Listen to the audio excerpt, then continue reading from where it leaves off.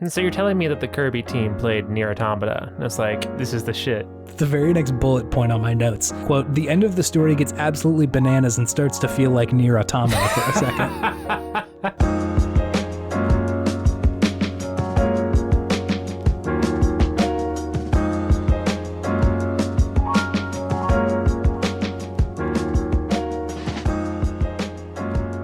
Very melodic. Yeah, that was kind of nice. It is always sort of tough when we comment on the go that we say before we record, because usually I cut it out. I like people to think that we're just starting the pod in mid conversation. That's what I enjoy about it. It's when we're referencing something off screen. There's no production here. It's cold open. It's cold open every time. The lights come on. the curtains come up and we're just hanging out. I'm in the middle of saying a sentence through a big bite of a sandwich. And then I told her, that's not Sonic. That's my mom. I don't. That's the best I had. That's the best I had. No, that's good. Honestly, it's just it's. I've been listening to a lot of our podcasts because I'm currently cataloging all the games that we've played for Godspeed, sir. For an unannounced project. It will be announced later in the episode. You just gotta listen. Hasn't had his ribbon cutting yet. No, not yet. But I've been listening to a lot of it, and That's Not Sonic, That's My Mom feels very like canonical to me, to video game podtimism. The Optimist video game variety show where two best friends talk about the wonderful world of gaming. My name is Chase. And my name is David. Oh, and welcome to this one. Yes, to this one. We're here. Yeah, we're hanging out. We're doing it. It feels like it's been a while. We're only recording 2 days later than we normally do, but it feels like I haven't talked to you in so long. It has felt like a long week. For some reason, this week has felt long. Yeah. But yeah, it's thrown off my sketch. Like usually by this time in the week, I'm already deep into the next game that we're going to be talking about. Yeah, we've already talked about games. I've already gushed as much as I'm going to gush about video games in any given week. Mm-hmm. Feels wrong. I mean, it feels right now that we're here, but like, yeah, I do like that it gives me something to look forward to for Hump Day. That's true. Yeah, right in the middle of the week. Mm-hmm. It will make going to work on Thursday a little interesting. Why is that? I feel like the further, we'll talk about video games here in a second. I feel like the further I get into the week, the more I'm sort of willing to push the limit on like how many White Claws I can have in an evening. So you're telling me that the beginning of the week you have strong resolve, and throughout the week your resolve weakens. That's correct. Yeah, like on Monday I'm like, I should take it easy. I still got a lot of the week left.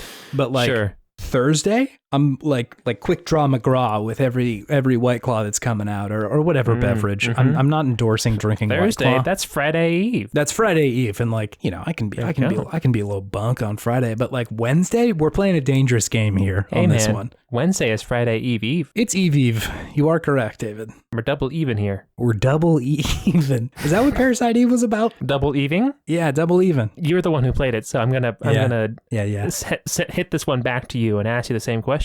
The answer, David, is no. Have you been playing video games? I have been. I have been playing video games. Phenomenal. Could you tell me about the ones that you're doing that too? Yeah, the dust has settled in my post Elden Ring frenzy of just trying to find something that gives me the same dopamine rush as Elden Ring did. Where have you landed? Yeah, so I'm still playing the Outer Wilds. That one is sticking around. Good. Very good. I'm happy about this. Yeah, the fact that it's a roguelike, I think, is very fun. Yeah. Because sometimes I'll just be in the middle of uncovering a secret somewhere, and then I'll hear like the deep boom of the sun. I'll be like, oh God, I gotta get things done real quick.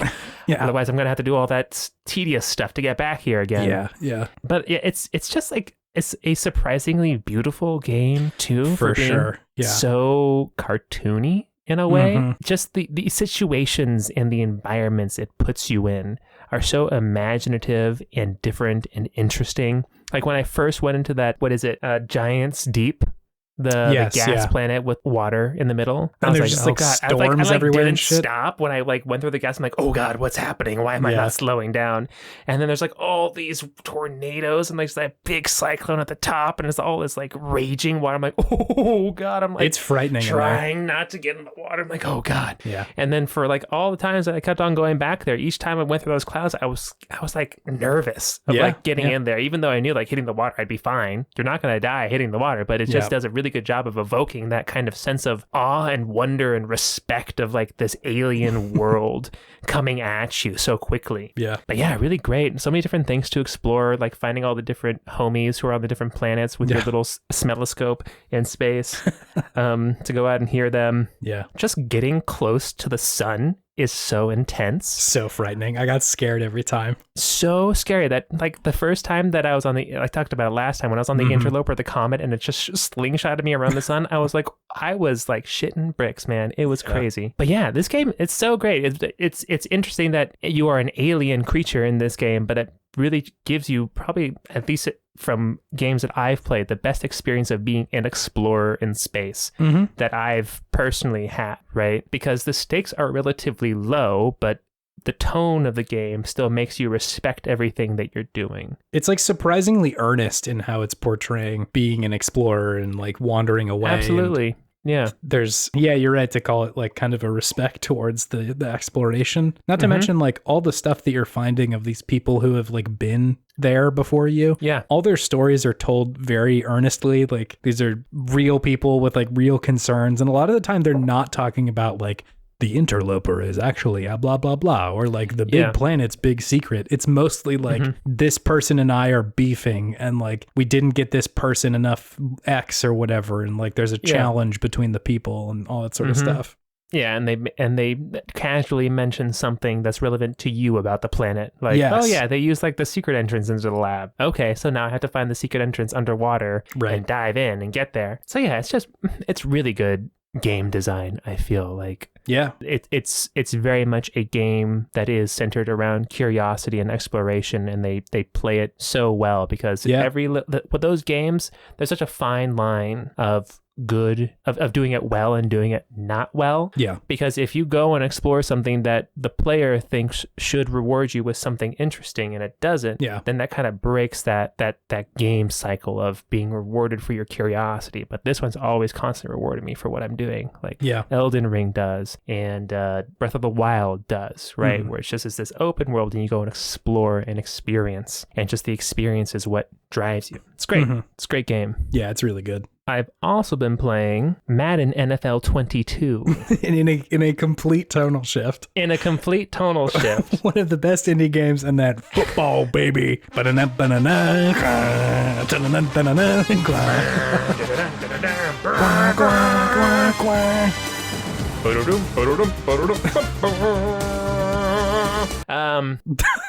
yeah.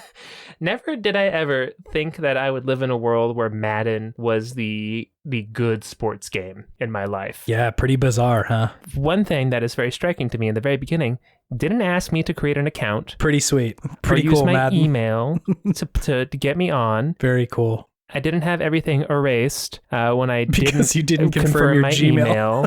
So those are all gigantic check marks. Pluses for them over 2K. It really shouldn't be. Yeah. It shouldn't be, in my opinion, that's something superior. Both games should do that, but this one does. But it's still a fun game. I still just enjoy creating my little goblin character. Yeah, the football ghoul. The football gremlin. Oh yeah, it's a different creature of the night.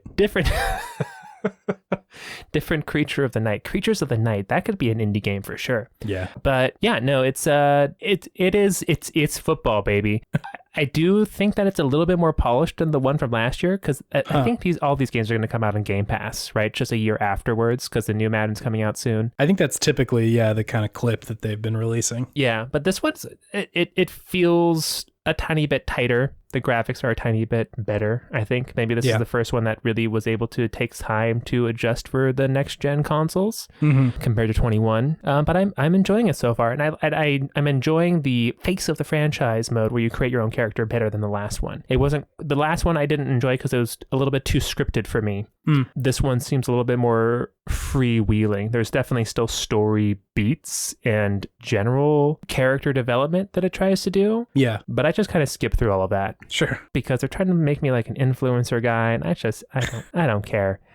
Personally, I just want to play the football. I'm just a baller. I just want to play the football. I feel like until they really make like a huge swing with one of those stories, like it's kind of not going to be that significant. All of the stories are just so generic, and it is confusing to me when they decide to voice a line as opposed to just use text, because sometimes the voice acting is. And no disrespect to the voice actors, but sometimes it seems very phoned in. Sure. I'm sure there's a lot of voice lines that they had to record, so it may just be like, I don't know, just read this, man. Sometimes it seems very awkward, and sometimes, like, some of the cutscenes, I'm just confused. I'm like, okay, everybody else in the locker room is suited up, but I'm still in street clothes. And, like, I'm like a central character right now, but I'm still in, like, my jeans and a t-shirt, and everybody else is, like, ready to go and play the game. Yeah. It's just weird things like that, like small glitches and bugs. But it's kind of also the endearing thing about these games. It's got a little Oblivion. It's got a little Skyrim in there. Yeah. Like, why is this the way we're doing it? So long as it doesn't like get in the way of the actual gameplay, which it doesn't. Yeah. I'm fine with it. Yeah, and I think this one does a little bit better job of letting me be the one to make decisions on things, as opposed to the last one, where it's like, okay, this year you're just out. You're injured. Sorry. Yeah. That's just the story beat, which was a little off-putting. Granted, I haven't gotten as far in this one as I did in the last one, so we'll see if that does happen again or something similar. But right now it's a little bit more enjoyable, and I feel like I have more control over the game flow as well. I can choose what I get to do better. Yeah. Because sometimes I don't care about playing defense. Just let the defense do the defense. Let the game sim that. Just let me play the offense. I don't care. But it's fun so far. I'm having a good time. Nice. Much better than the NBA 2K experience I had recently. Yeah, God, dude, it's so pains brutal. Pains me to say. I just listened to the saga of you playing through 2K20, which was the original, the original Beats incident of 2020. It was an incident. It was an incident. Yeah, they write about it in textbooks now. There's a picture of you playing 2K, just being like, "What?" You're like having a picture of you with a pair of headphones. Like, what are these? Just like the meme of the guy holding too many lemons. I'm just holding all these Beats by Dre headphones, like falling out of my hands, and then a single tear running down my face for a fallen friend. The specter of Dr. Dre sort of hanging over you, like Andross in Star Fox 64.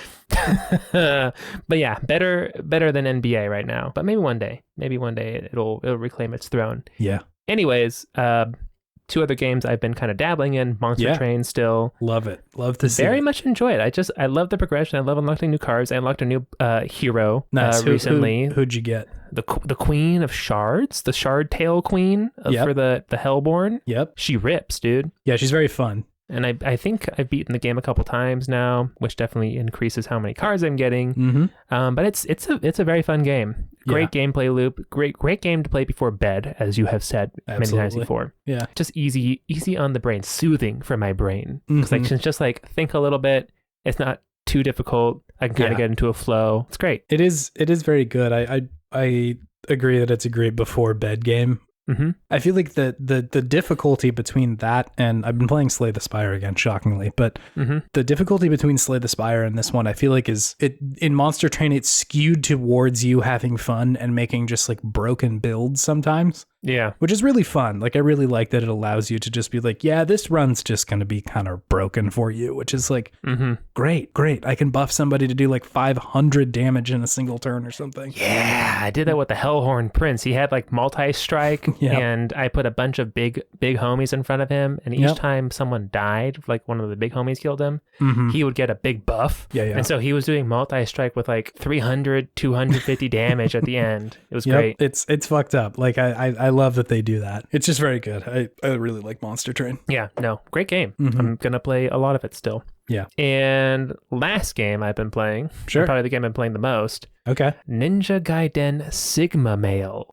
Sigma male? No, there's no way that It's is just the... Sigma. Oh, It's okay. just Sigma. Jesus. But I mean, he is kind of a Sigma male. A little bit. Yeah, he's on that Sigma grind set for He's sure. on that Sigma Where grind he set. wakes up at 5 a.m. and does like, I don't know, crunches or something. He pretty much does it all himself. Okay, so this is a remake of... This is the remake of the remake, because there was Ninja Gaiden Black.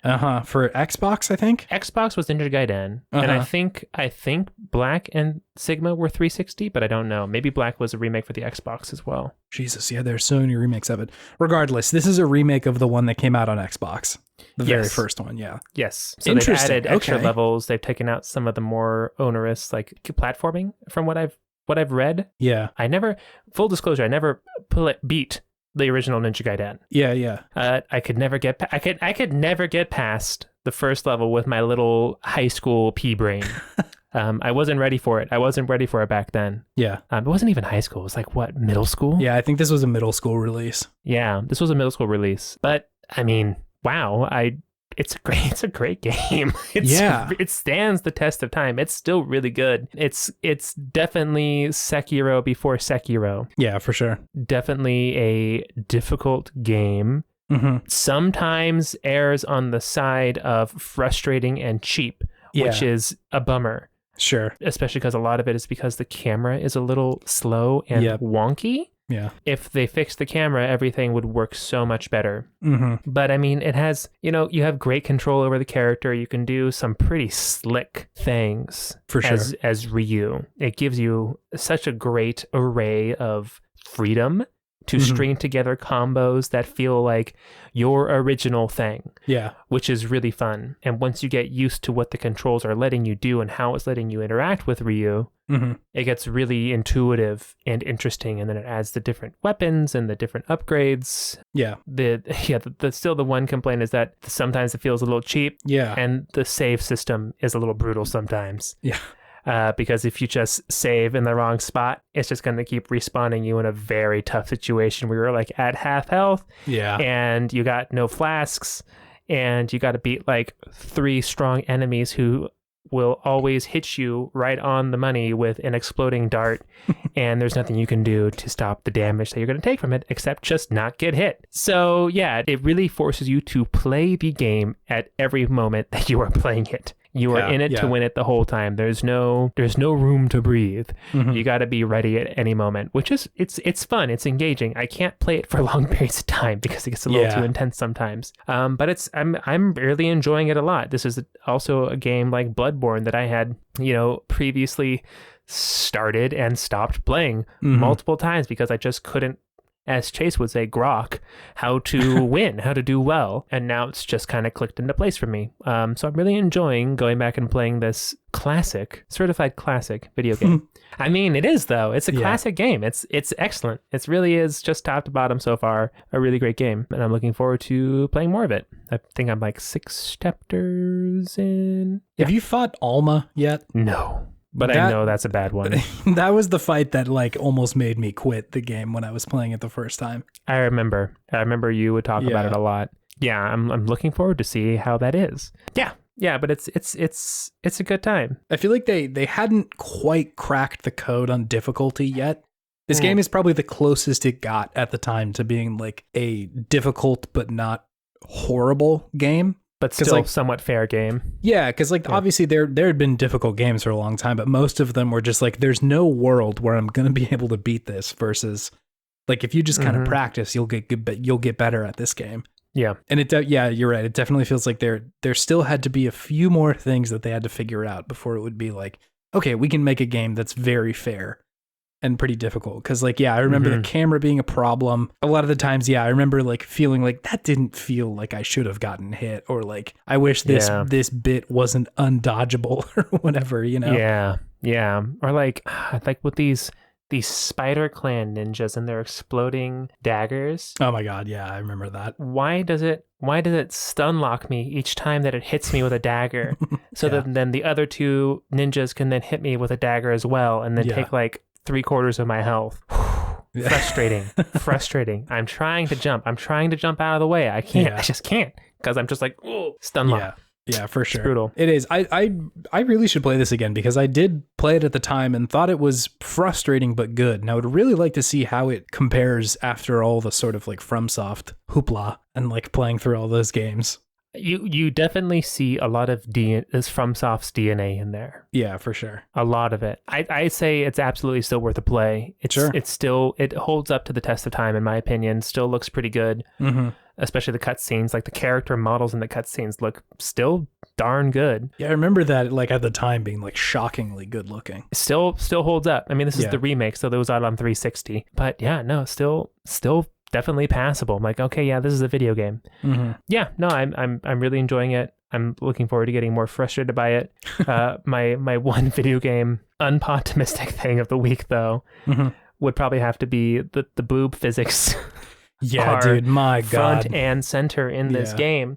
And because there's whole entire levels where you play as Rachel in this game now. I don't know. I don't think they were in the original, but then Black and Sigma, they had these chapters where you played as her. Uh-huh. And I'm just like, the rest of her body is like a robot, stiff, no motion. And then it's just like, I don't know what, like they have like a big team of dudes doing this or like one guy who was just passionate about it. It's just like meticulously. The weirdest guy in the office. Meticulously doing these physics. Mm-hmm.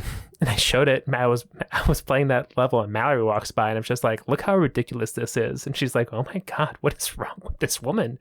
I'm like, I don't know, dude. This was just a weird early to mid 2000s video game thing. But I'm glad it's not a thing anymore because it just makes me feel weird now. It really just makes me feel weird. I remember at the time, like I don't know, there's just this like tacit acknowledgement, at least from my part. And I think a lot of the industry as a whole, just like, yeah, that's just what video games are, I guess. Like, video games are for boys. Yeah, we're just like weird and like want to see that. And like, it's not true, but like, that, you know, that is a required part of a video game that should be obvious at this point. But like, in hindsight, just like, what the fuck were we doing? Why is this like what we decided to do? And like, you still see some of this in games, right? Like some of the like over sexualization of women in general. And like, it sucks. But yeah, with these older games, it's like way more loud than it is now. It feels like. Yeah, and just the way that she is displayed in like the cutscenes. Yeah, and it's a little intense. Yeah, video games, but it's still mechanically a great game. So sure, yeah. I'd like to try and play this again. I liked it at the time quite a bit, so I'll have to take a peek. Yeah, give it a spin. Works great on Game Pass. Yeah, it's for sure. Perfect Game Pass game, and they have all three on there. So I think I'm going to play them all. Nice. I don't remember if I played all of them. I think I played 1 and 2. I don't know if I played 3. I've heard people don't like Sigma 2. Huh. They like Ninja Gaiden 2, but there's a lot of hate for Ninja Gaiden Sigma 2 online by the community. Okay. They say it made it too easy. Okay. And that you need to play on Master Ninja mode from the get-go to get the real Ninja Gaiden 2 experience. So we'll see how that flies. And then also Ninja Gaiden 3 Razor's Edge, which looks like it was reviewed kind of poorly to mediocrely. So it might be a good one to do on the pod, actually. Yeah, true. Sweet. I was not expecting Ninja Gaiden. Neither was I, but it was just sitting there saying, hey, play me. I'm on Game Pass. Yeah. What have you been playing, Chase? I've been playing some video games. I will tell you about some of them. The one I've been playing by far the most, as far as just sheer hours go, is Fire Emblem Warriors 3 Hopes, David. Oh, the new one. Yeah, the new one. Last time we spoke, the demo was only out, and I had just been on Asynchronous, a good video game podcast to talk about. It was just synchronous for that cast. It was just synchronous at the time, but if you're looking for the podcast on the internet, asynchronous. It is asynchronous, yes. It is asynchronous. That's how you'll have to find it. It's good cast, quality cast. Quality cast. Do we need a stinger for that? Yeah, I'll pitch that one down. Quality cast. Oh, wow. Yeah. The game is out. I think I've played 25 hours of it now. It's been out for maybe a week. Just a casual 25 hours into this game already. I've been putting minutes into this game, David. I am really enjoying it. So let's see. For people who don't know what this is, Fire Emblem Warriors 3 Hopes is a sort of sequel, sort of side story to Fire Emblem 3 Houses, the tactics game that came out, I think, in 2019. Sounds right. I think it was 2019. And I was a big fan of the three houses. I've been an enjoyer of most of the Fire Emblem games, but Three Houses really took it to the next level. It definitely goes on the tombstone. Yeah. Fire Emblem enjoyer. And I really enjoy that game. I played through all 3 routes of, there's technically 4 routes, but I have played through all 3 houses of the game, which were really good. I was obviously a Golden Deer boy. The Baratheons. I mean, yes, imagery wise, yes. I don't know who they would be in the Game of Thrones world. Like, so their leader of the Golden Deer is this guy named Claude, who's cool and hot. Which, yeah, very cool. Love that. Cool and hot. All right. And he's like sort of a transplant from Almyra, a faraway land. But somehow he's kind of kept that a secret, and he is a leader in House Regan, which is a well-to-do house in the Leicester Alliance, which is very cool. a lot of political stuff going on in the 3 houses. That sounds like there's a lot to dig into. Yes, there is. And like, if you listen to Asynchronous's first season, you'll notice that like 3 houses sets up a lot of this stuff. They like, hey, we have this huge complicated political system. And sometimes that is like a focal point of the game, but oftentimes is not. You would think that like there's honestly pretty complicated and cool stuff going on in the background. Mm-hmm. And they just don't really go that hard on it. Like, they could have gone a lot harder. Despite it being there, it's just not really ever like super focused on, you know, like the conflict between sort of like the 3 houses and the central church is most of what's going on in 3 houses. But you could definitely play that game. And if you're reading and really like interrogating what's going on in the game, I think you can definitely leave it being like, I wish there was a little bit more of this. Like, I wish I could hear more about the different houses and the people and their like motivations and shit like that. And I really think that is what 3 Hopes is doing. It seems like they understood the source material really well.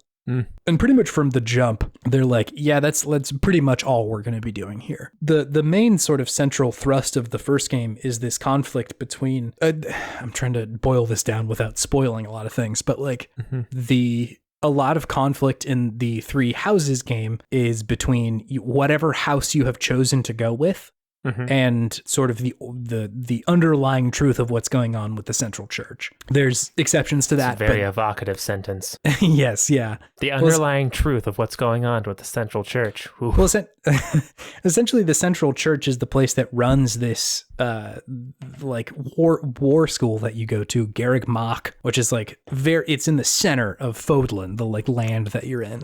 Fodland. And essentially, like, they control a lot of the power and have a lot of influence over Fodlan. And so like there's a lot of shit going on under the surface there. Anyway, point being, like, there's a lot of focus on that in the base game. And in 3 Hopes, this version, that is still a very important part of the story, but they very quickly divert and immediately are like, this is something else. We're doing sort of a different story now.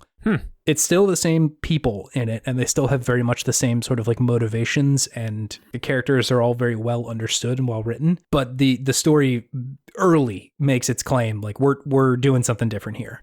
So like, don't expect this to just be kind of a replay of the events of the base game. We're trying to tell a different story, and honestly, I think they're doing pretty well with that. Like, they've clearly understood like a lot of, like I said, the political comings and goings of the different houses and shit like that. And so just sort of watching the like system churn as, you know, this different house is like, actually, we're going to defect over here. And we actually don't want to fight for you anymore. And during battle, like, we're going to, you know, turn on to the other side and fight this team and blah, blah, blah. And how people react to that and sort of how the whole system moves is way more front and center, which I do find really interesting. Like, I think a lot of the first game had like very good character writing and kind of a bad story. Whereas this one like understands the characters very well and is just sort of letting that happen, like, because there's so many implications to any action that happens, right? Like, similar to how you've, you know, talked to me about Game of Thrones and stuff like that before. Like, if somebody makes one decision, that has huge ripple effects that go pretty much everywhere. And so like that sort of stuff is really interesting to see of like, okay, well, that's kind of a big choice that somebody has just made. How is everybody else in this game going to react? Yeah. And what is that going to do to, House Gloucester? That sort of stuff is very cool. So I'm really enjoying it. There's like, it's very bizarre. This game feels like both a fan fiction and it also makes the base game feel like a fan fiction. Interesting. Like, it's all fan fiction. It all kind of feels like, one of these is currently occupying the space of fan fiction at any given time, because sometimes you'll look at the other game and be like, man, why didn't they do this? Or why didn't these characters act like this? And other times it's like, damn, this feels like just extended universe sort of stuff happening here. Mm-hmm. But anyway, point being, I'm really enjoying it. Like I obviously have a proclivity for the Warriors games in general. Yeah. I do not need the story to be this good. I will just play a Dynasty Warriors, and that is going to be okay with me. Mm-hmm. I'm cool with just slashing and hacking for 5+ hours to beat a game. But it is really nice that they have done a lot of stuff to make the story a lot better. A lot of the user experience is like just so much better in this game than the other one. Like a lot of menus that are very clear with like, you don't need to go run across the map to go talk to somebody to figure out if they like flowers or not. We can just give you that information in a menu. Beautiful. Beautiful. I love it. Streamline it. Yeah, it's quite good. I'm really enjoying it. I think that there's definitely a lot of ding boy stuff in here. So like, obviously I'm cool with that. I like my lizard brain to feel good. How many games do you enjoy that don't have ding boy stuff in them, Chase? It's a good question. I feel like God of War is kind of the one that I'm going to point to. I feel like most of God of War was like a story game. Like it's kind of, sure, that was the thing that I was there for. I could play that game again. Yeah, no, good Lord. That could be a good playthrough. I'm so into God of War, which feels goofy because like it's such a, like those first few games were very toxic gamer shit, like toxic masculinity just rolled up into a game. Yeah. Great combat system though. Great combat. Yeah. So yeah, it's bizarre to say that, but I do really like the game. Anyway, point being, I like Three Hopes. I think there's a world where this is like as good as Three Houses, but just for very different reasons. Mm-hmm. I like Three Houses and I like Fire Emblem games in general for sort of the tactics stuff. I think is really fun. Like a lot of the character progression. And I like this game a lot for its story and its sort of understanding of the world. Mm-hmm. Also, but good Lord, is Three Houses required reading for this game? Sure. You cannot play this game without playing Three Houses. You could. Let me be clear. You could. It's just going to be like, they're revealing people in ways that should feel significant. And to a person who hasn't played the first one, like, who the fuck is Judith? Who is this? Like, why are they so significant? I rarely say that about video games. I feel like video games typically are pretty good about being like self-contained little capsules of story, but like, man, there's a lot of stuff in here that you really need to know what happened in the first game to like understand why something is or isn't significant. Mm-hmm, mm-hmm. Like the characterization of Claude in this one is very interesting, and mostly because it's different. Hot a little Claude? bit. Hot Claude. Hot Claude. Hot Claude. So this is a game for Fire Emblem fans, is what you're telling me. Seriously, no, like absolutely. That's why it feels like a fan fiction, because it's a game made for people who have a general understanding of this other game that already happened. And not only who have an understanding, but I think the people who wanted more from it. Like, I feel like I see that a lot in fan fiction sometimes, where like, people will be like, I just kind of want to either hang out with these characters more, or like I have such a deep understanding that I feel like I could probably write something that makes sense in this universe. So is this becoming like a new genre of game? Because I feel like this is what Persona 5 Strikers was as well. Kind of, yeah. And like Strikers had the advantage that it was a story that was like canonical. It just happened after the base game. And so they could kind of do a lot of stuff, but it also, yes, like it required a certain amount of understanding of Persona, right? Like they had to know who these characters were. Yeah. And so I agree. And I think the people who published it, Omega Force, like I think they're doing a very good job of wrapping their like Warriors style games around other IPs in a way that isn't disrespectful. I said this on Async, but like I played a lot of the Gundam Dynasty Warriors. And like those I remember that.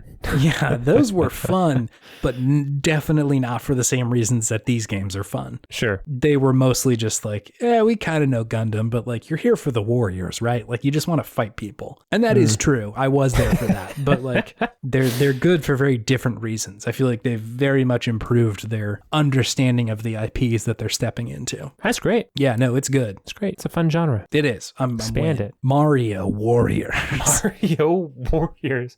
Mario just beating the snot out of a Goomba. Out of Lu Bu. Legendary Chinese warrior. Oh, Lu Bu. man. Yeah, then they need to do a crossover of all of these. Warriors Orochi, Dynasty Warriors, Gundam. And Mario versus Rabbids. Mario versus Rabbids. Mario versus Rabbids versus Dynasty Warriors versus everybody else. Everybody's here. I would play the heck out of that game, David. I would really enjoy that one. 7 factions for all the different games that they've made in this style, all the different IPs they've used. I'm into it. I'll pay 60 bones for that one. I have also been playing, David, yes, Kirby and the Forgotten Land. Ooh. All right. How is it? This is a good Kirby game. I am not playing as Kirby, however. Huh? Oh, ooh, okay, continue. This is a co-op endeavor, and I am playing as Waddle Dee. Waddle Dee. Specifically Bandana Waddle Dee. That's the only Waddle Dee that I respect. Yeah.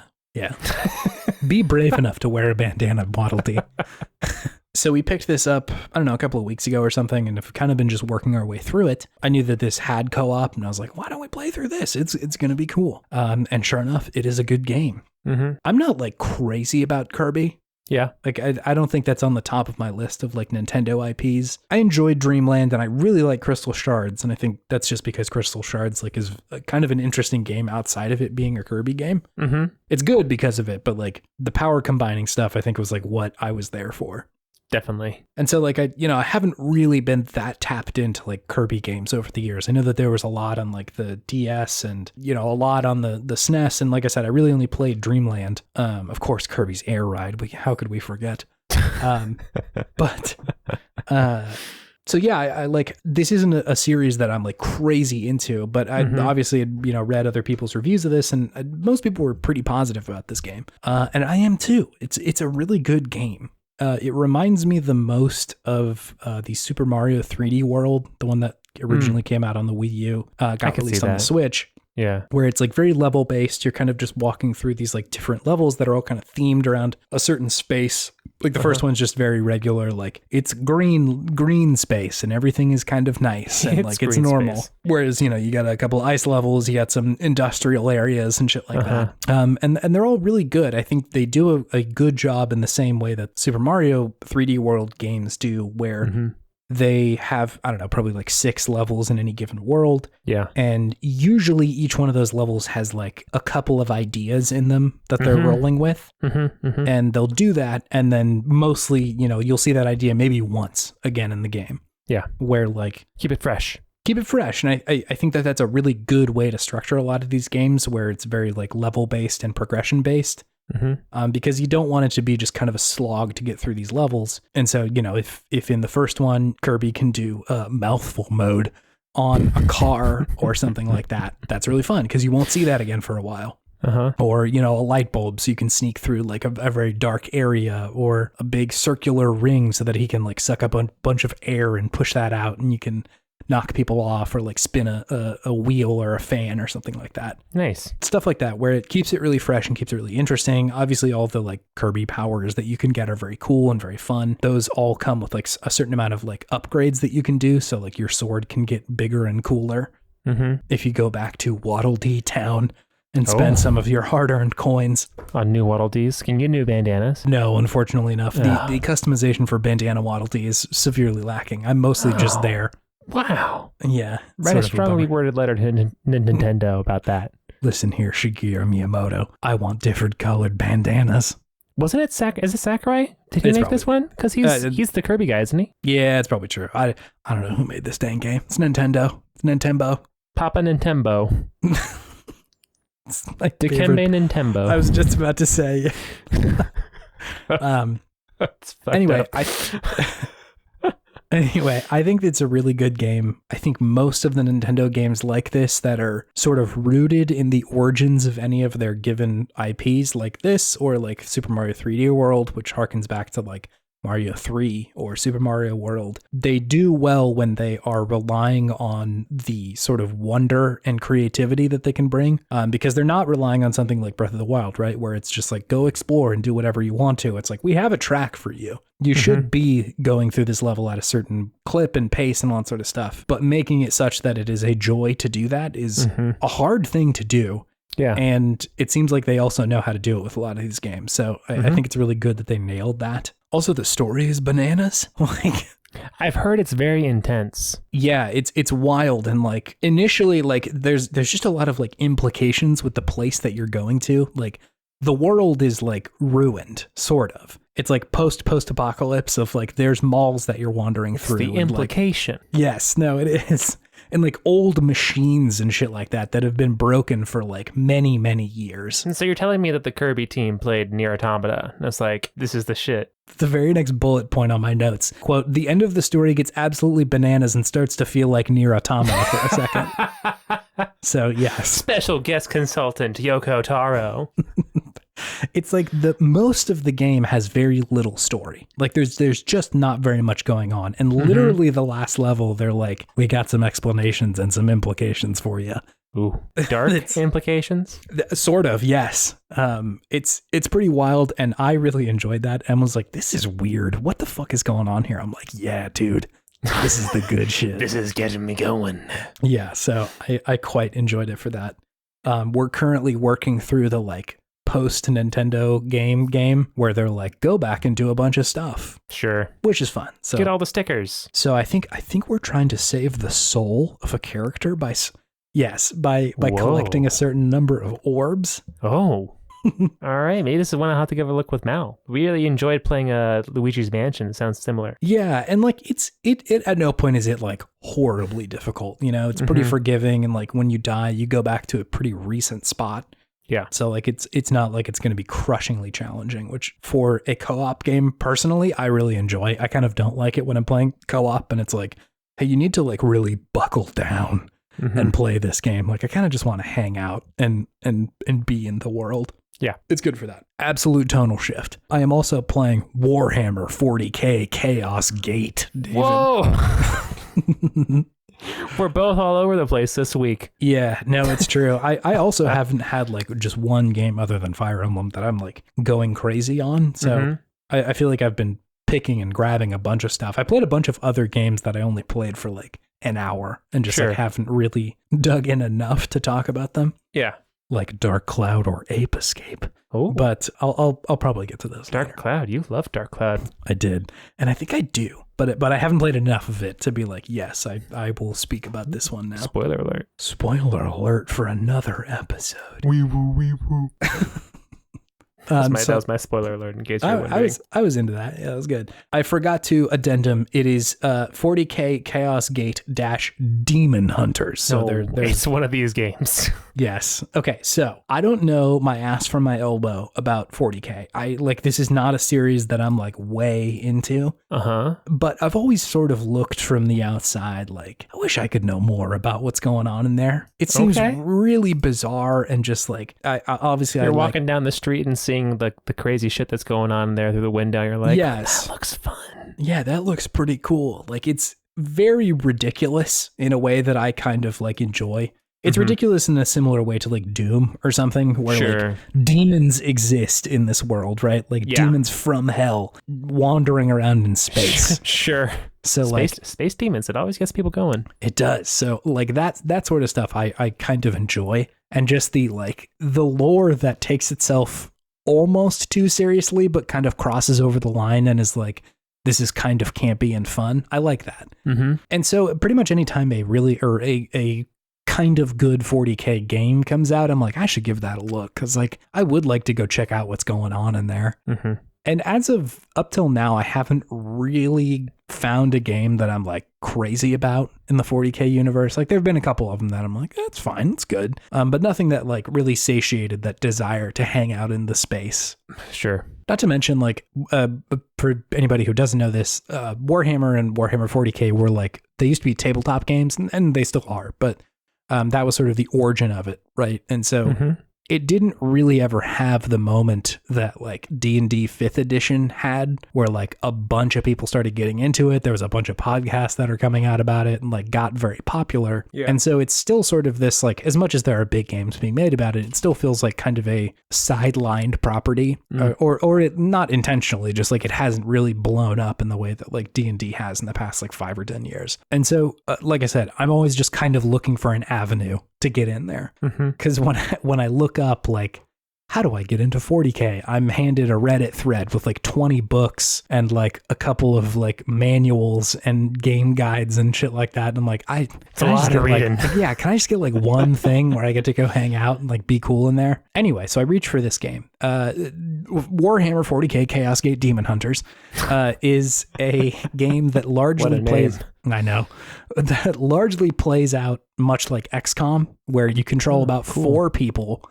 And it's like a tactical kind of game where there are, you know, enemies on one side of the map, and you have to do some mission, and these enemies will get in your way, and it plays out much like, you know, in a turn-based fight. And you typically control 4 Space Marines, specifically the Grey Knights, which are, you know, big boys in big suits. Boys. Sure. If you have seen imagery of 40K, I'm sure you have seen the kind of like big old shouldered and kind of tiny head sitting in between them. Space Marine gigantic kind of folk. Yeah, so those are the people you control, and then once you are through with the sort of like battling scene, you go back onto your ship, the Baleful Edict. Oh, that's a good name. Good name. I was way into that. It sounds like a Forerunner ship. Exactly. Yeah, it kind of sounds kind of Covenanty. A Halo name for sure. Essentially, the way that the story's pitched is that the very first mission you go down, not you specifically, but 4 of the Space Marines, one of whom is currently the commander of the Baleful Edict,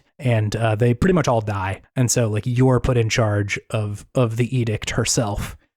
And it's really fun. There is this like kind of shrewd Mars robot that is like in charge of making sure that the ship survives. Shrewd or sassy? Shrewd. They're like, okay. I don't really give a shit if you survive. I need to make sure this ship is okay though. All right. Like cool. Just Respect. Very short. Yeah. The design of them is very fun.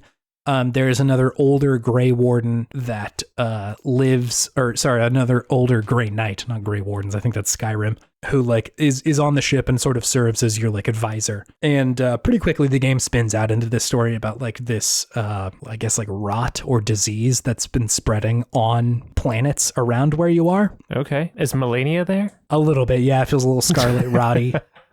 And so the story starts to spin out from there. But anyway, point being, I think the like combat is fine. Like it's very XCOM-y, and so like that's familiar territory, and it's not, you know, breaking new grounds or anything. Like if you've played XCOM, or if you've played Mario versus Rabbids Kingdom Battle or whatever that game was, then you've played a game like this. And I think it does that totally fine, but I'm way more into the like design of the game. I think that they capture the like sci-fi gothic design very well in a way that's just like very fun. The like command point of your ship looks like a cathedral with these like huge windows and shit like that. They're all very intricate.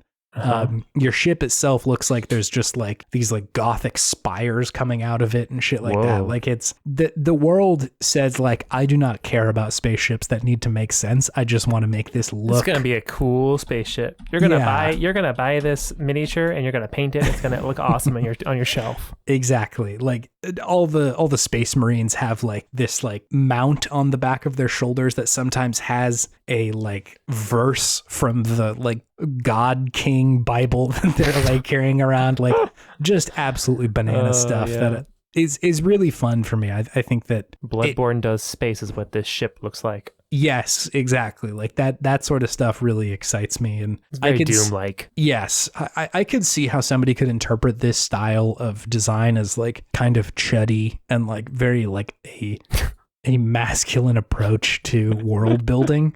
And I get that. I think it is that, but absolutely, it's also for me personally very enjoyable and very fun. Yeah, it's so fun in a way that at least it feels to me like the game knows it's in on the joke of how ridiculous all this shit is. Like, it's not trying to be an earnest approach to 40K. It's like a rock opera. Kind of, yeah. Like, just absolutely ridiculous. Nobody really, like, is taking this too seriously, except for the characters in the game, which also seem to be kind of tongue-in-cheek in a certain way. Yeah. So I'm enjoying it quite a bit. I will certainly keep playing it. I love just, like, wandering around the galaxy and trying to fix the problems and upgrading my ship and upgrading my units to have cooler armor, and they can use, you know, essentially like a light spear or whatever. So I'm into it. I'm enjoying this game quite a bit. It's definitely one of the more accessible 40K games that I've gotten into, rather than the other ones where that still feel kind of at arm's length when I'm trying to like read into what is this place? What are these people? I don't know any of this. Yeah. Anyway, David, this will lead me to my podtimistic thing of the week. It's finally time. It's finally here. It's the Mega Man Battle Network collection, David. I knew it. I knew it. Yes, it's here. They announced it. It's coming out next year, which feels impossibly far away. So my podtimistic thing is not only the release of that, but also the little video game podtimism community that we've fostered, because I got like 20 direct messages being like, hey, have you seen this? Do you know this is coming out? I was going to ask you the same thing, but I knew that you probably already knew. I absolutely already have known, but you have all of the alerts on Twitter ready to go. Yeah, I got blown up because of that, which is really fun. I love these fucking games, and I'm so excited to have them all in one place. There's 10 of them. That's a lot. That's a lot of games. That's a lot of games. I think I played through the first one on the show, I don't know, maybe 6 months to a year ago. That one was pretty good, but I definitely know that the second in the series is where the game is like, okay, here's where we're hitting our stride. Makes the like kind of social life a little bit better and all that sort of stuff. So I don't know if I'm going to be able to wait to get back in there. So maybe I'll just pick up 2 and then I'll come around the bend with the collection and start at 3 or something. You're too excited. I'm too excited. The collection has got me so stoked to get back in there with the boys. Lan and Mega Man. There you go. It's got me feeling podtimistic. David, is there anything fueling your sense of podtimism this week? Yeah, it's the Mega Man Battle Network collection. Because I knew it was going to be your podtimistic thing.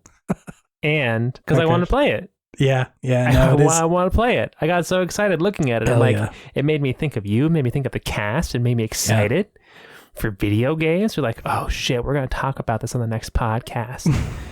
It made me so stoked. So yeah, very much is my video game podtimistic thing of the week. This is the first time this has ever happened, or we've had the same thing. I think so. This is a shocking turn of events.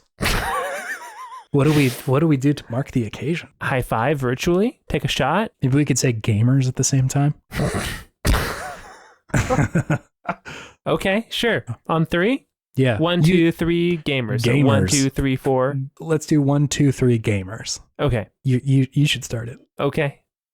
1, 2, 3 gamers. Wow, we said it in the same way too. That was nice. I know how you say gamers. Yeah, that is true. You always say gamers. Like it's bolded and underlined. It is in my head. Wow, that's really great. I'm stoked. I want to play this. Yeah, no, it's going to be great. I'm very excited.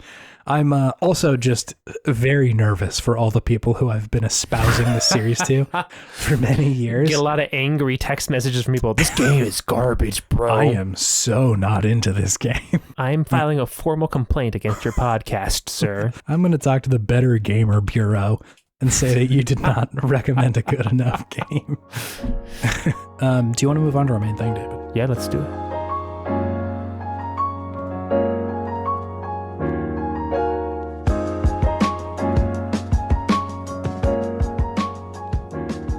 Hey, it's Good Games. It's the segment where we talk about the okayest games of yesteryear and gush all the things that we love about them. What to say. That's a segment that we've done. We've done it probably close to 100 times by now. Yeah, we're getting up there. Very, very proud of our catalog. And we're still on our GameCube kick. And we played Lost Kingdoms last week, a little FromSoft GameCube action. And this week, we're talking about Battalion Wars, David. Battalion Wars. What's a fun one? It was a fun one. I had not heard of this game before. I had heard of it, but I'd never played it. Yeah, I definitely remember it being in the Blockbuster. Yes, in the Blockbuster. Oh, wow. Back in the day. My God. Before we get too far, can I hit you with a few hot stats, David? Please, sir. Hot stats. So Battalion Wars came out September 19th of 2005 for GameCube. This was made by Kuju, London. They made the Reign of Fire movie video game tie-in. Wow, Reign of Fire. This is the second time it's been referenced in like the last 3 or 4 episodes. I think it was last episode you dropped a Reign of Fire reference. What the shit? Wow. I mean, that's a fun movie. It's a fun movie. Matthew McConaughey. Wow. He was in it. It's 3 dudes whose pictures look almost identical on Google. Matthew McConaughey, Christian Bale, and Gerard Butler. Brown-haired boys. Brown-haired white boys. Here we go. Scruffy boys. And they're scruffy. Yeah, you're right. Yeah. Anyways, continue. They also made, obviously, the Battalion Wars 1 and 2. Apparently there was a 2. And the Art Academy games once they had been rebranded to Headstrong Games. All right. So they made some games. I have a review from Jeux Video of Battalion Wars. Jeux Video, our beloved French outlet. I have taken their review and run it through Google Translate from one language to another, mangling it, spitting out the broken husk in English. Jesus. Yeah, a little rough on the imagery there. I didn't mean to come off so aggressive. Broken. I will break you review. Chase is Bane. The review is Batman. Proceed. Yes, I'm going to break it. I broke its back with Google Translate. So yeah, I did that, and we're going to hear what they had to say about Battalion Wars. And just to prepare, this one's going to end at a place that you do not expect it to end. All right, I'm ready. Jeux Video said, despite the initial setbacks, the group remained on fire for hours of kisses and messy tactics, but enough to entertain the crowd. Unfortunately, you may not be able to carry out the process of punishing without much responsibility. In addition, the jokes work well and resemble the characters that appears in Brothers Band. It's not my fault. But as I said before, 14 out of 20 from Jeux Video. Like I said, it stops in a very weird place. Did this one have a very weird sexual energy to you, or was that just me picking up on the wrong vibes? The group remained on fire for hours of kisses and messy tactics. Yeah. Yeah. But enough to entertain the crowd. There's a lot going on in there. And I talked about punishment later. Yeah, somebody was having a good time writing this review. Somebody was having a good old time. Interesting. That one was a little less slam poetry this time from Joe's Video, more like a weird like horn dog almost. Yeah, a little bit of an invitation from Joe Video that I don't know that I'm ready to reciprocate. Yeah, I don't know what Joe Video is asking of me from this review. Yeah, somewhat concerning. Yeah. The ending also just falls off a cliff at the end there. I think they realized that like this was not a review that they normally write, and they're just like, we just have to stop this. Like in the pod when we just like have to pull the plug on these jokes we're saying, we're just like, this is nonsense. We have to stop. They were just yanking the person reviewing away from their chair, away from the keyboard. Yeah, hastily clicked post. The one. It's good enough. You've met your deadline. That's big business, kid. It literally says, quote, "It's not my fault." But as I said before, and then they hit post before their boss could come tell them not to post it. It's not my fault is a scary last complete sentence to have. Oh, yeah. on anything, really. It's in quotes, too. It says, quote, "It's not my fault," unquote. And then, but as I said before. That was the murderer quoting the last words of the person who he killed. Yeah, thanks, Show Video. What is Battalion Wars, David? Oh, great question. Battalion Wars is a third-person shooter tactics game where you take control of various units, people, individuals on a battlefield, ranging from foot soldiers to tanks to anything else in between. Yeah, Bazooka Men. Bazooka Men. My name's Chase Bazooka Man, and I want your vote for Congress.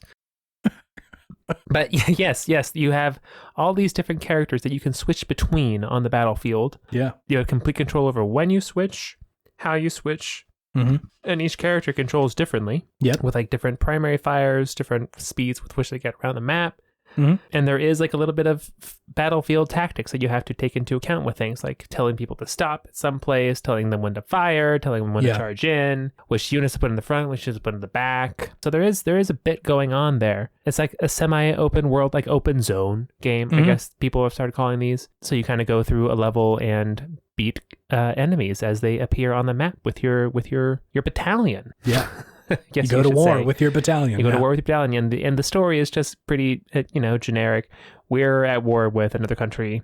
They're the bad guys, and they're Russian. So that's kind of in vogue right now. Yeah. Did you? How much of this game did you play, by the way? I played, I think, like the first couple of levels. Sure. I didn't get too far. How far did you get? I nearly beat this game, David. Damn. Okay, you were into it. I was way into it, and I only mentioned that not as a flex, but I said the story is pretty standard. It gets bananas at the end of this game. Okay. Because you're like initially fighting what is essentially like an analog for like Russians, and like, let me say Soviet era Russians, like very kind of like old school, like Ruski looking dudes. Russians. Yeah. Like Bolsheviks. Yeah. Initially you're fighting the Russians, but this like, what do they call them? Exylvanians show up into the conflict at some point. Exylvanians. They're Castlevania crossover.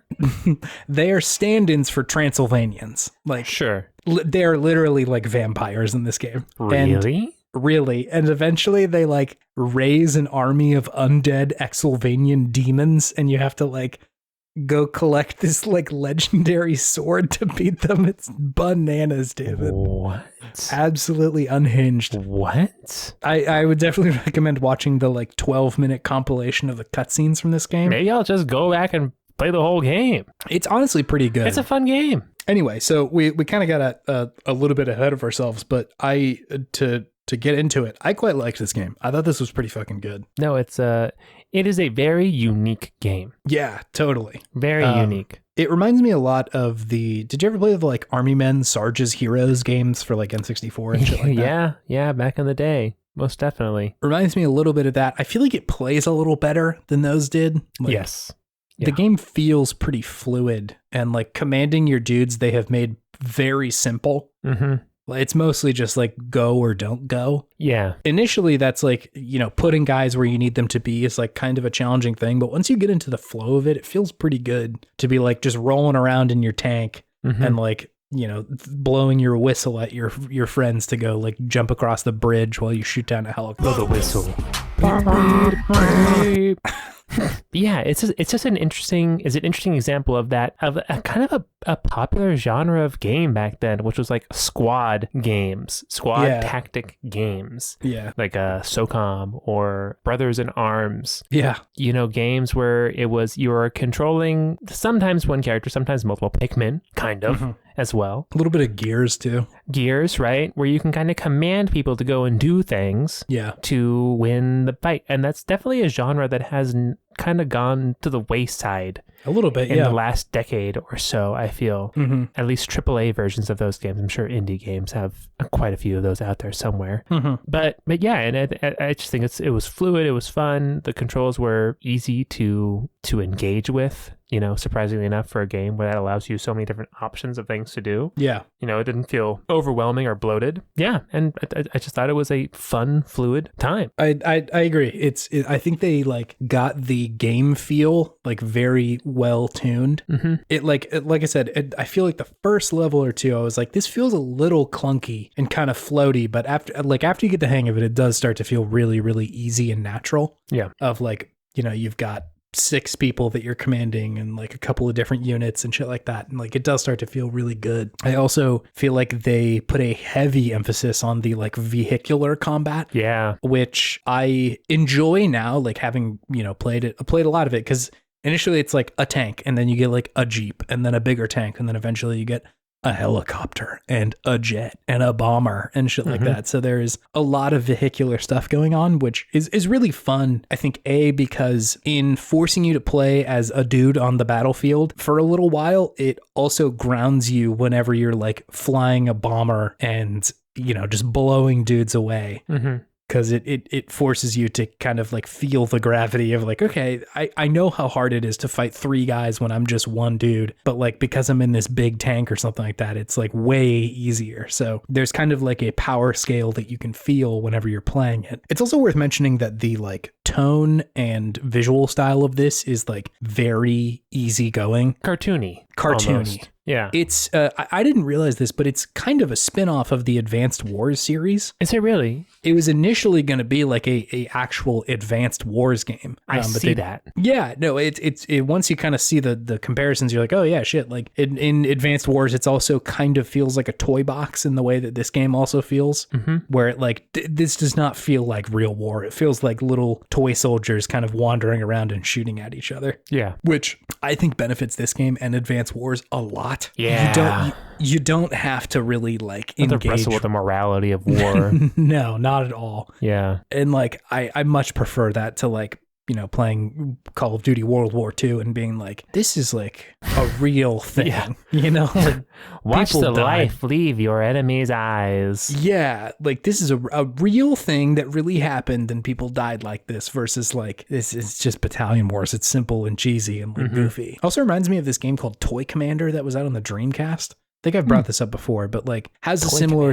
It has a similar sort of thing with the vehicles being like a big part of the game.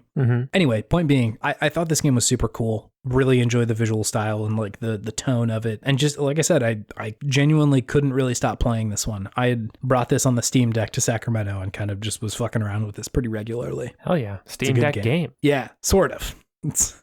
Had to work to get it on there, but was definitely playing it. Yeah. What else struck you about this one? I think honestly the biggest thing that struck me was just the uniqueness of it. Yeah. There's no games like it. There's no games like it right now. You know, it's different than a Valkyria Chronicles, right? In that it's not turn-based, right? Yeah. It's just free-flowing action. It's different than a Pikmin in that you're controlling one person at a time specifically. And it's different than Brothers in Arms or anything like that, because you're playing as multiple different characters who do different things. So it's just a lot of variety. Yeah. A lot of interesting decisions to be made. I just thought it was fun. It's hard to explain. It's a pretty simple game. There's a lot going on, but it's still kind of simple, which is interesting. Yeah. So that is impressive about it.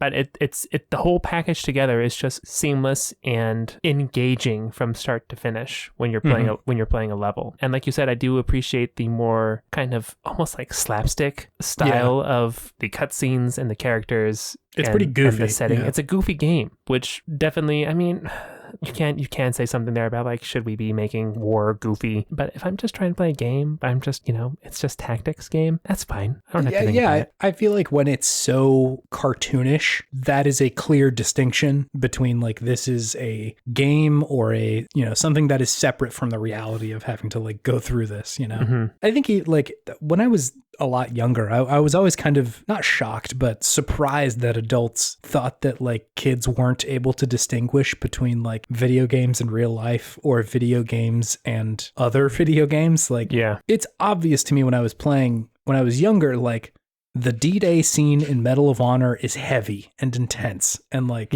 that was a lot and gave me a clue to like, this sucks. This looks like this sucked real bad for everybody involved. And like, I don't want to do that. Versus playing this game, it's like, that is clearly a cartoon, like I get that the imagery that they're using here is referencing these like greater sort of conflicts and like the characters are all very much coded as like sort of this World War II analog. Yeah. But, in a way that doesn't need you to engage with it. Right. Yeah. I think a lot of people get caught up with like, if you're watching a cartoon and there's like adult jokes in it, people are like, oh my God, this is like too much. And like no shot do the kids understand the complicated sort of like context that you would need to get to actually like understand that joke. Yeah. I don't see a huge problem in this. Obviously just like invoking violence is like a whole other conversation. But I would be shocked if someone were to play Battalion Wars versus, like I said, Call of Duty World War II. Yeah. And not be able to distinguish between the two, Yeah. And like not be able to take the correct thing away from that of like, wow, one of those is hell and one of those is a fun little toy game, Yes, exactly. I think it's more complicated when you look at something like Pursuit Force like we had before where like fucking Pursuit Force. It's an action game and over the top and is very ridiculous, but like the underlying sentiment is like not cool. Shouldn't cops be able to do whatever they want to do?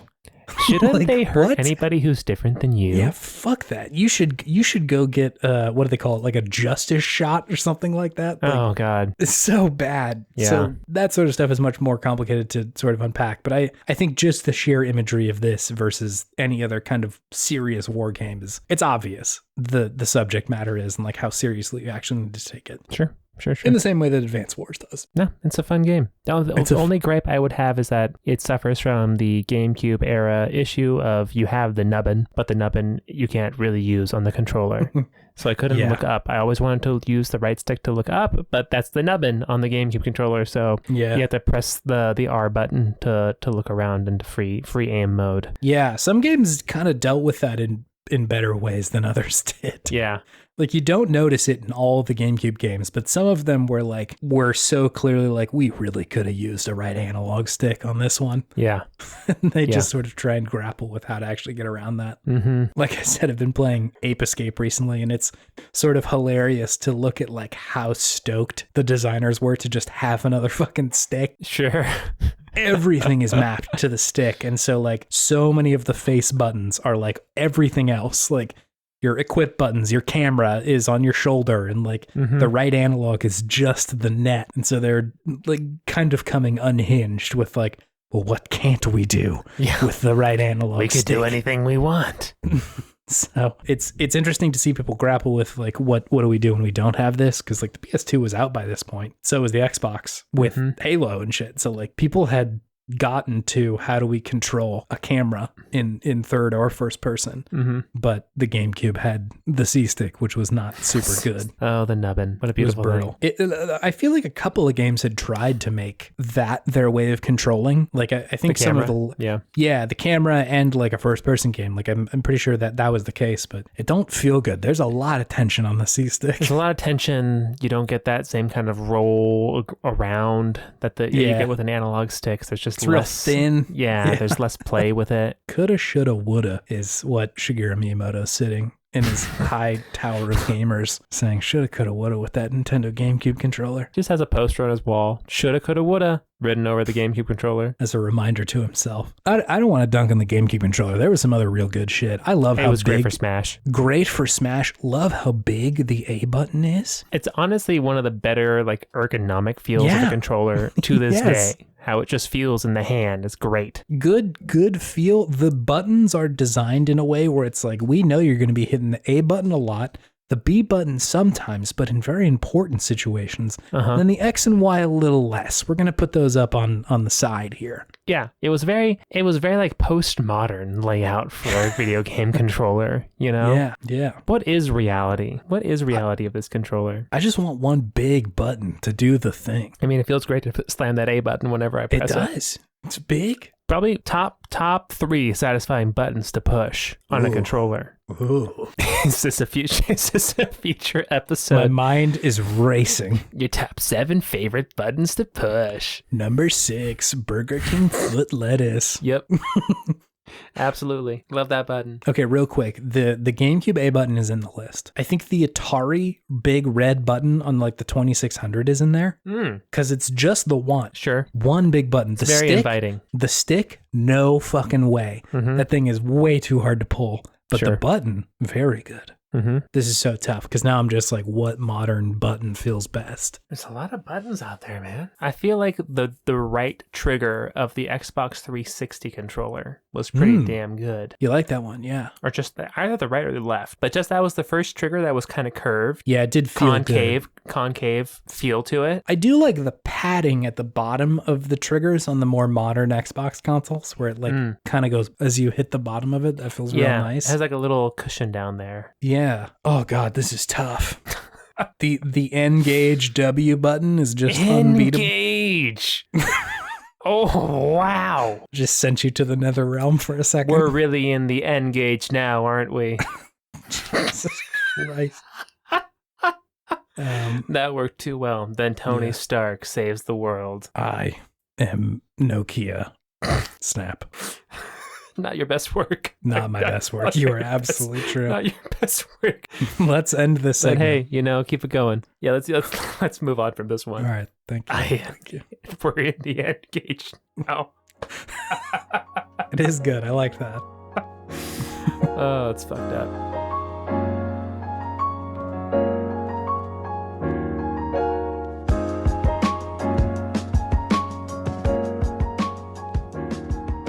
All right, kid. Let me see how this rolls off your brain. Okay. Let me see your reaction to this. Sure. www.podtimism.com. Oh, I am intrigued, sir. Your name in lights. Name in lights. The vignette above the GameStop saying David Benavides spelled correctly. It's like Buena Vida. Yes. Similar. Hey, we, rather than saying all the things about our Twitter and our Gmail and all the places you can go to listen to us, why not just go to www.podtimism.com? It's a lot easier. I showed this. There was no one else had that domain. No, that was us, baby. Scrubs, too late. Now it's only $12 a year on google.com. Thank you. Scrubs, get no love from me. Just to be clear, you're talking about the rest of the internet for not scooping up podtimism.com. Yes, fools. Yeah. Fools. Yeah. Yeah, no, it's foolish to not have bought that by now. Sorry. $12 for me for this year. Too bad. Domains are shockingly cheap. Every time I buy one, I'm like, really? For that? Like it's like 10? $10? You should just see how, I mean, what do they change it depending on what it says? Like if it was like elonmusk.com, what would it, I think some of them are like more sought after, or if it's already taken, then yes, they're like, sorry, dog. Yeah. I think there was one of them that was like $10K. It was like, ooh, podtimism.me or something like that. It was really expensive. Gross. Podtimism.me. Anyway, you can go to this website and you can click links for our Twitter or our email, or you can go to like our podcast directly. There's a player there too if you just want to like listen to the most recent episode. I'm also building a list of games that we've covered, and there's a little bit of an interactive element on the website. Beautiful. So if you want to go in there and type Divinity Original Sin, you can see nearly like 15 episodes of us talking about Divinity. So yeah, that's pulling from the like list of the games mentioned in our notes for every episode. That is a monumental task. It was easier than you might think. It's on the RSS feed, David. It's not too bad. There you go. Okay. This is my job, baby. This is shit I do every day. If it's easy for you, that'll be a monumental task for me. Sure. Yeah, I hear that. But you can go hang out there and get all the links. So rather than us having to explain this every time at the end of an episode, we're just going to say go to podtimism.com. Get all the links. Yeah. Took me a second on that one. Sorry. No, you're doing a phenomenal job. Thank you. But you know what won't go away is us saying thank you, Scout Wilkinson, for your work on our podcast. Scout out of the week. Scout of the week. Thank you very much. Appreciate the work you did and do, and just appreciate the person you are. How about that? Yeah, absolutely. Let's see. If you want to help the show, you can go and review it on your podcatcher of choice. Maybe I'll put some links of those on the website so it makes it easier. Who knows? We should put some testimonials on there. Garen saying nice things about us just over and over and over again. Ooh, testimonials is a good idea for the part of the website. Yeah, so if you want to help us out, you can go review it on a place, or you can show it to a friend. It helps us out a great deal because that is the easiest and probably most effective way to grow the show and tell other people about Podtimism, which, as I've said before, I've seen a little bit more of. So thanks all of you who are taking time out of your day to do that. You don't have to, and so it's very much appreciated when you do. Definitely. Also, one final thank you to you for listening. You're doing us a great service for doing that. We like to hang out here, hang out in this space, this gamer haven that we've created. I hate that. Oh my god, I hate that. Gamer haven. Okay, I like that though. Big Chud. When it's said with a snake inflection with a David Hayter voice. Is that what that's what you were going for, right? Like Outer Haven? Wasn't intentional. Did they say Outer Heaven or Outer Haven? Outer Heaven, right? Maybe, David. It's not like we have an ongoing series of covering the Metal Gear Solid games. No, Outer Haven. Gamer Haven. Gamer Haven. Gamer Haven. Big Chut. Solid Davy. Solid Davy? I love that. Solid as shaven. Solid as shaven is the most accurate out of all those for sure. Yeah. So anyway, thank you for being here. We appreciate your presence and your ear minutes. Absolutely. Thank you. Totally. Thank you so much. Yeah. David, do you have any gaming wisdom? Oh, God. Took you off guard. I kept on saying Gamer Haven, and I forgot about that. I should be thinking about my video game wisdom of the week. Oh, you don't have to think about it. You can just sort of let it happen. Everybody wants to be on that Sigma male grind set like Ryu Hayabusa. Yeah, sure. That was a sentence. But yeah, sometimes it's better to go in with your squad. Yeah. Like Battalion Wars. Like Battalion Wars, David. Battalion Wars, it's better to do a Battalion Wars than a Ninja Gaiden. It's happier in a Battalion Wars. People are more nice to each other in a Battalion Wars. It's true. There's fewer decapitations and fiends and greater fiends. Many fewer decapitations. Yeah. And there's no very problematic physics in Battalion Wars, so that's great. Other than like violence, but that's not. It's done in a way that's cartoony terrible. Violence. So we'll allow it. Yeah. So yeah, if you have the choice between being a Sigma male Ryu Hayabusa Ninja Gaiden boy or a happy-go-lucky Battalion Wars, go in with my squad and my homies. Yeah. Man, choose a Battalion Wars. Yeah. Run in with your homies. I don't think Ryu Hayabusa has a very good work-life balance. I would say no. That's what they don't tell you about the Sigma grind set is all you do is work. His life is work. You've met that guy before. That guy sucks. Yeah, no one enjoys that guy. No. If you hey, what have you been doing recently? Oh, I've been in the fucking lab, dude. Been grinding out, living that Sigma lifestyle. Been in the lab. That guy stinks. I don't want to hang out with that guy at any point. The only person, if anybody who's not a scientist has been telling you that they've been in the lab, Dr. Dre. Or Dr. Dre. He's doctor. You should go. You should leave. You should probably leave. Pay for your tab and maybe just go somewhere else. That is somebody who would come and just start talking to you at the bar. Yeah, absolutely. Man, yeah, I've been in the lab. Wow, tell me you're toxic without telling me you're toxic. Damn, for real. Yeah, it's a big waving red flag. Other than Dr. Dre, just been in the lab, man. It's such a cliche. It means absolutely nothing. It means zero things of importance or significance. Wow. Have you heard this somewhere? That really fucks you up? Because I feel I pushed a button. It's often in sports talk. Mm-hmm. Often in sports talk. Athletes going I've been in the lab. No, you've been practicing. You've been practicing. Yes, we get it. You're working on your craft. That's great. Sure. Don't tell being in the lab. Oh God, doesn't mean anything. Doesn't mean anything. This is coming from a dude who is currently working out at California Family Health and Fitness, who only plays basketball against old dudes. It started with professional athletes and sure, yes, maybe you actually were in a lab running tests on your body because it's peak condition. Sure. But then it's just chuds who are at, like you said, Family Fitness being in the lab right now, check me out afterwards. You're practicing, doc. I can't deal with it. I can't deal with it. Sorry, you triggered me. You triggered me a little No, it's great. It's great. Anyway, so we'll see you on the next time. We're going to spend some time in the pod lab and come up with a really cool idea for episode 111. No. We're going to think of something good. That's what's going to happen. We're not in a lab. We're not doing science.